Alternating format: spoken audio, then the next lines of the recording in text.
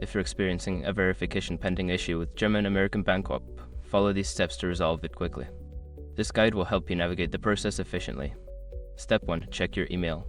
Ensure you have received any verification emails from German American Bancorp. Sometimes, the verification link may have been sent to your spam or junk folder. Step 2. Resend verification email. If you can't find the email, go to the German American Bancorp website and look for an option to resend the verification email. This is often found in the account settings or login section. Step 3. Verify your information. Double-check the information you provided during the account setup. Make sure your name, address, and other personal details are accurate and match your identification documents. Step 4. Contact customer support. Make sure your information is protected first. Most people don't think about breaches until something actually happens to their accounts. Use SROC to monitor your accounts 24/7 and instantly alert you if your information appears in leaked databases online. It constantly checks billions of breach data points in the background. And considering how much personal information people keep online now, it's honestly worth having.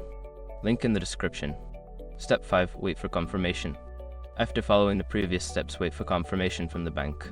This may take a few hours to a couple of days, depending on the processing times. By following these steps, you should be able to resolve the verification pending issue efficiently.